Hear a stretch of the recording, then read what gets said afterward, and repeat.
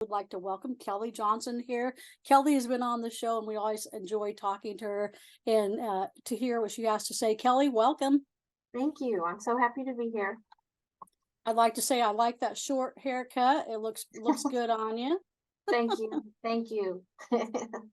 Yep. So if you didn't know, yep, we're hey, well, I'm gonna have to get this on the show, but the DACC barbering, we're gonna have that on to find out where they are at. I know they were renovating the space at the Village Mall, so we're gonna have to talk with them about that. But Kelly, tell us about, for those that haven't heard you before, tell us a little bit about yourself. So I am not a Danville native, unlike most people at DACC, but I feel in my heart that I am. I love this school so much and have, since I've been here about 3 years now, have had the privilege of serving some awesome students that have taken advantage of the awesome things that DACC provides to really start on great careers and make big changes in their lives to be able to take care of themselves and their families and get a great career. And just also the other things, like you mentioned, the other things that the college offers to, enjoy this experience, the learning experience, more than just just the academic part, but all the support that is given and the awesome things that DACC provides, and all of the grants and the funding and the scholarships is just, DACC is a great place for students and for us who work here. It's such a positive place and super happy to be here. I'm from Florida. I got blown here by a hurricane, basically. We were hit by Hurricane Michael and lost everything, but out of bad things, sometimes good things can happen. So kind of a roundabout way is how I wound up in the Midwest. I never ever dreamed I'd live in the Midwest, but I'm loving it. And I think the sunsets here are the most amazing sunsets I've ever seen.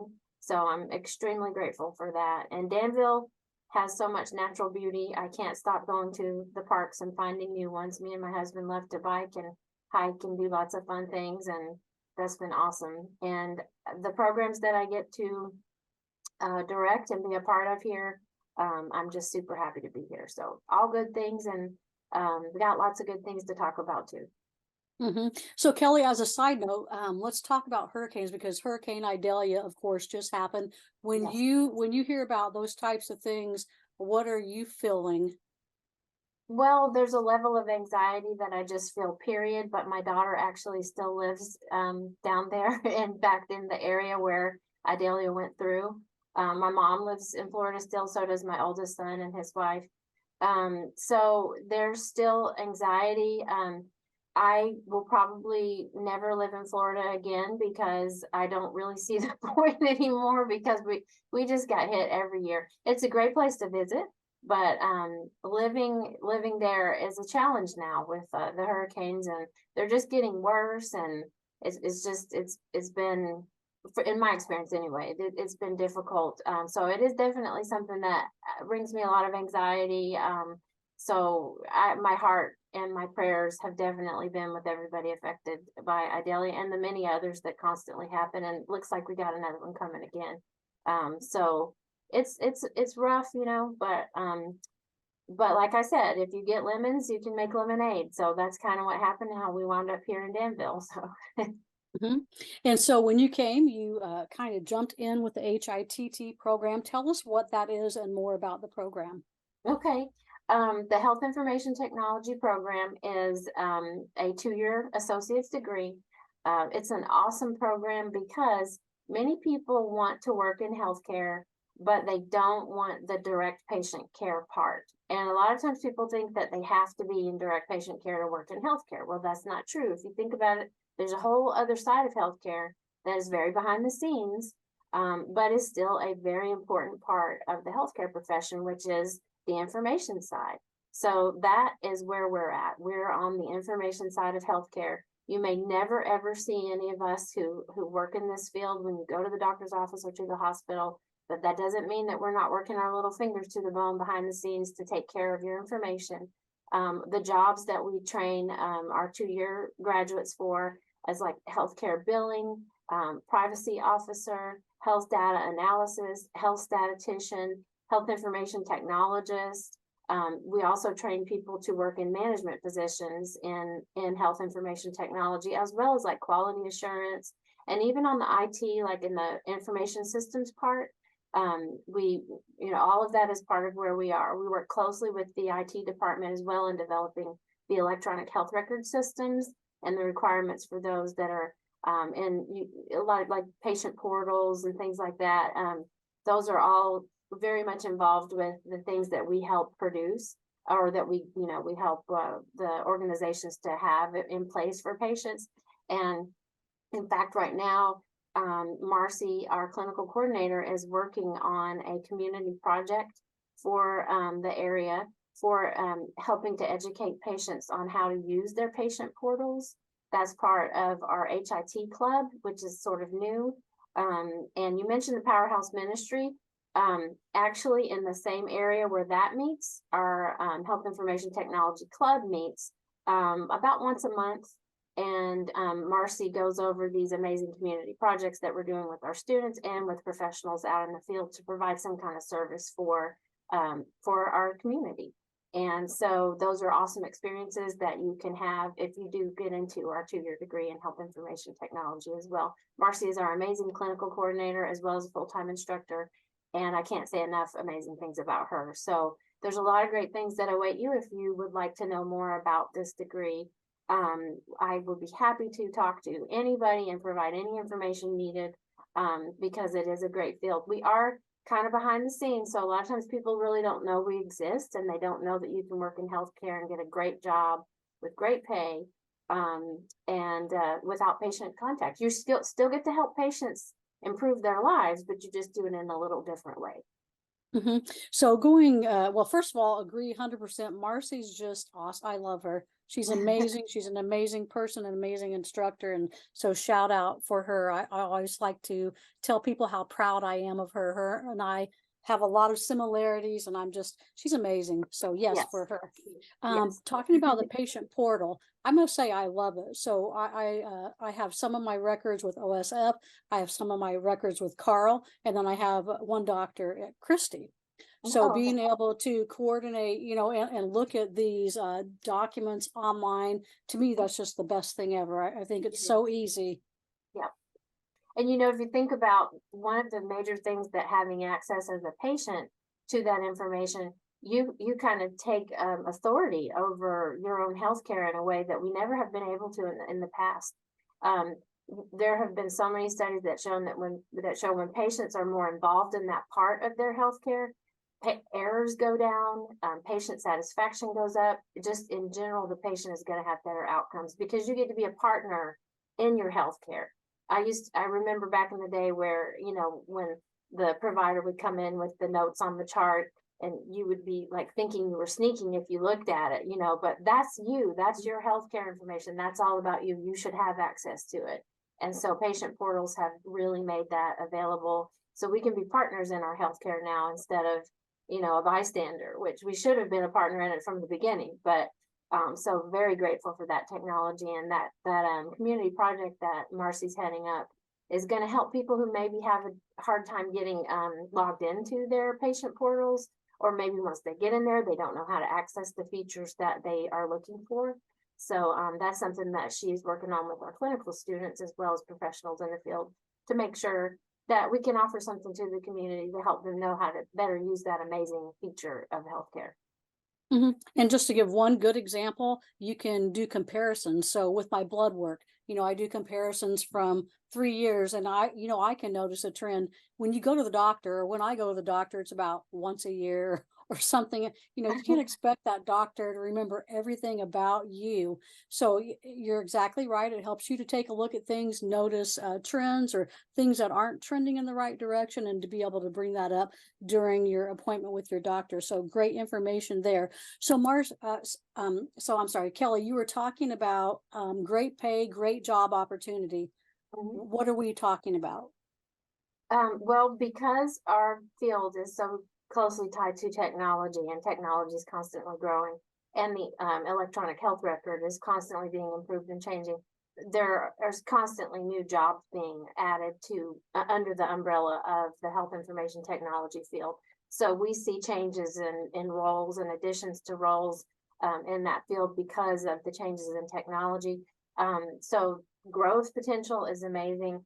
Also, the pay is increasing too because of the expertise that's required for these fields. Also, if anybody has an opportunity to look at the ahima.org career map, it's an interactive map where you can go and actually take your mouse and go just kind of glide over the different roles that are on the map, and it tells you about that role. And then you can Google that role, like in Indeed.com or something, and look at what jobs are available as well as the pay. The median pay right now for health information technology is about like between 52 and 55,000 per year. That is taking into consideration that on the lower end, there are many non-credentialed health information workers. So that is what kind of puts that number a little bit lower maybe than other health professions. But it is still a great, a great field to go into because, like I said, if you're credentialed, those numbers are different. And the credential that you can sit for after you graduate from our 2-year degree is the Registered Health Information Technologist credential. It's RHIT, and it is administered by AHIMA, which is our National Professional Association. They provide that test and then testing materials as well as most of our textbooks in our classes. And they also have developed the code of conduct for health information professionals.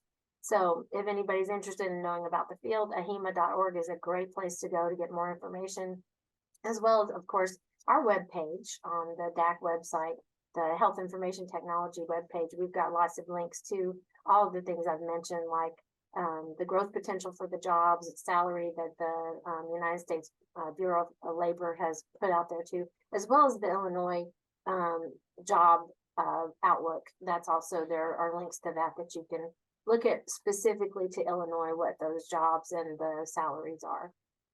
So Kelly, are the certificates and degree, are they portable throughout the US?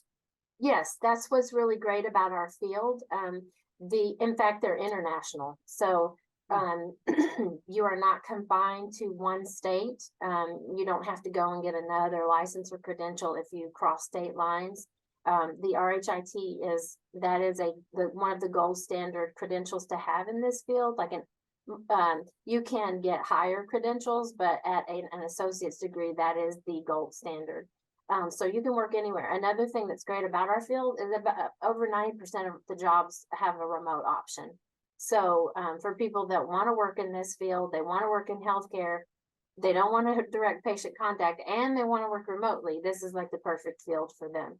So, and what's great about some of the even local providers, like Carl, for instance, that once you get, maybe they hire you where you are on site for a little while, usually after you've worked for a certain amount of time, they give you an option to work remotely or hybrid remote. So some jobs that look like they're on site, once you've kind of proven yourself, they a lot of times will offer you remote work. Once you've kind of gotten, they know that you know what you're doing, and they trust you to send you out there alone, and back at home remotely. So that's what's great about it too. Like, you maybe some people are like, oh, I don't want to work remotely right out of the door because I don't know what I'm doing. Well, most places will give you the training on site and then give you that option too. So it's really a great field. You still impact patients' lives, but you just don't have to put your hands on them. So that's appealing to a lot of people.